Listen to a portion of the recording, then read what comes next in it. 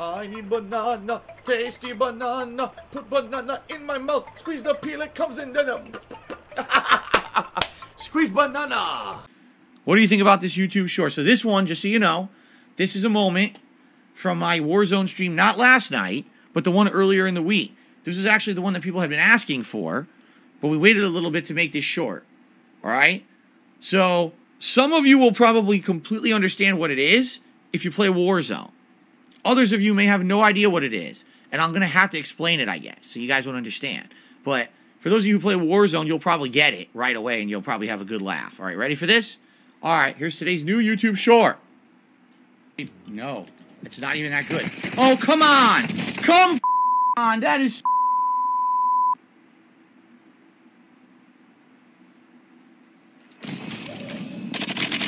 Suck it, you piece of... Could have been bad. With my final game, you. Who the do you think you are, boy? You know who I am? I'm a scrub. I suck at this, but I still killed your ass. You should be hugely embarrassed. I mean, holy shit, you're terrible. That guy tried to be so fancy. He did. He tried to do like, oh, I'm going to glide in on my parachute, and I'm going to get the kill. Watch this. You get.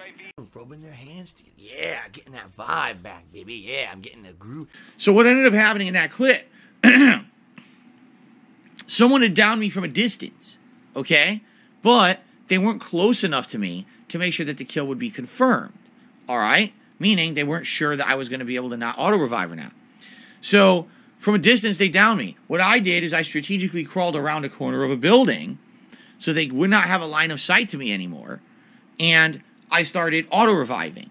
So what this guy decided to do, instead of being, you know, careful, he's going to showboat. I'm going to jump off the top of the building, and I'm going to, like a superhero or like a military guy in an action movie, I'm going to glide in on my parachute, and I'm going to try to shoot him. So what ended up happening was he lost track of me. So he's coming in on the parachute. He didn't know where I was. And when he landed, I had a beat on him, and I opened fire and killed him instead. Shut the fuck up. Anyway, Pep did another super chat. Said, okay, I didn't know that. I'm actually new here. And Five Nights at Freddy's. All right. Me and Five Nights at Freddy's have a small history. A very small history. Many years ago, Five Nights at Freddy's went viral.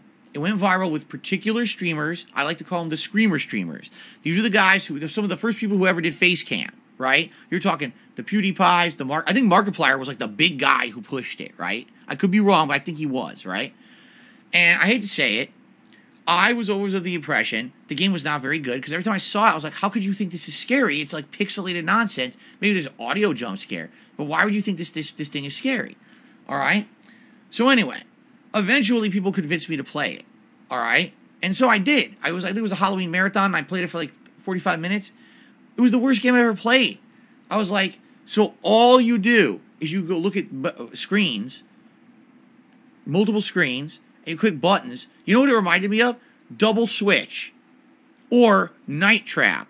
Two FMV games from the 1990s on the Sega CD that everyone agrees were fucking trash. They were terrible concepts for games. The only gimmick was full motion video at the time was not on consoles, and that was the first games that had it, right? But everyone, you play those games back today, you're like, oh my god, these games are shit. I can't believe they were ever made. So now Five Nights at Freddy's isn't even that. It's a bunch of pixelated garbage. There's nothing scary about that game at all. It's a test of patience. It's annoying. And the fact that it got hyped the way it did was absolutely ludicrous. Again, I will say this. The reason it got popular is screamer streamers. They overhyped those games. They overreacted to those games to get popular on the internet. And it worked. They caught on. There was an audience for this. They like to see someone with a face cam scream like a girl and basically overact completely, because you know they're not scared at that game. Every night I'm scared. Every night I'm scared that I'm going to be woken up in the middle of the night and get an overdraft notice out of nowhere that I didn't expect. You know, every day I'm dreading that I'm going to get, you know, something. Oh God, something comes up out of nowhere that I need money for. I don't have money. What am I supposed to do? It's not a way to live, but it's the way I'm living right now. I can't really do anything about it. You know? I'm stuck where I am for a while. Hopefully, within a couple of years, it won't be like that anymore. Hopefully, if I can tough it out for a couple of years and fight through all this stress and shit, things will get better, you know, and it won't have to be like that anymore. But I have to tough my way through it and get that far. Advise relocation to indicate. And it ain't easy, man. Both my wife and I are stressed the fuck out to the max. Some nights we're here, like, all fucking stressed out. Wondering what we're gonna do. And it's like, what can you do? Just wait. Wait and see. And it blew up. So what did they do? They continued that nonsense. Oh, yeah, it's so scary or whatever. And then a new one would come out because the guy made so much money on the first one. He puts out another one and another one. And I'm sorry. Those games, if it didn't have the screamer streamers behind it, never would have been popular. And I will stand by that statement. Those games never would have taken off if it wasn't for the undue attention that they got from people overacting to be popular on the internet. All right? Me, I'm not that kind of guy. I don't overact. I'm going to react honestly to things that are happening. With horror playthroughs, typically, I don't get scared. Sometimes I'll be surprised at something happening, but I'm not someone who's going to scream like oh, you know? Oh, anything? Aha! Careful. Oh, fuck! You son of a fucking bitch. No. So me, when I play horror games, the appeal of me playing survival horror is that I don't do that. Instead, I can actually not really get scared and kind of dedicate myself to beating the games. And people tell me, Phil, the reason we like watching you play survival horror is because you make them a manageable playthrough. Some people have even said, we can't play survival horror games because we're afraid of playing them. But when we watch you play them, we're not scared anymore because you tough it out. And you can play through them and not, be that kind of person screaming constantly or whatever. It's better to watch you play it.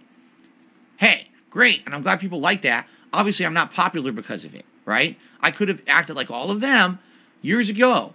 And I didn't follow the trends and follow the bullshit they were all doing. Because how many people then emulated that formula and ended up also getting popularity based on it? There's like dozens, okay?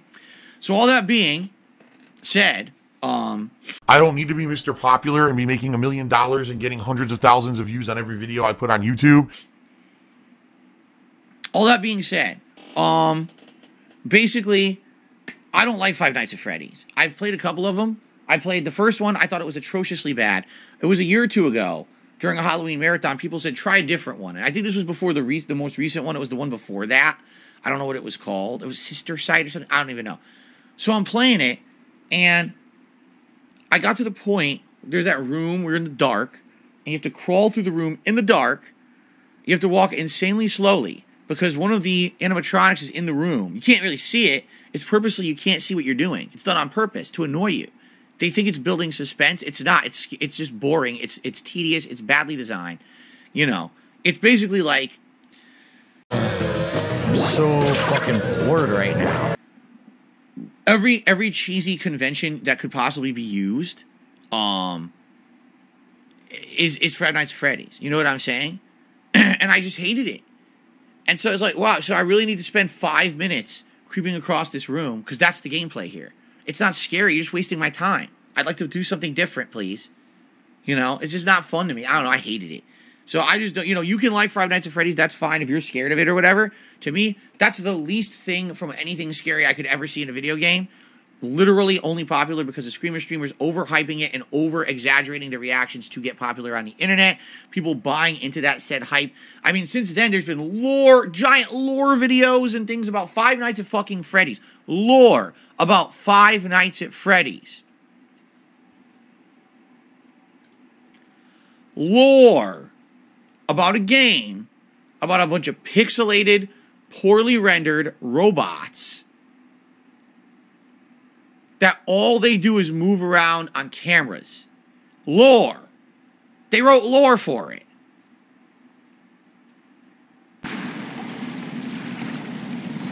I can't go detective mode.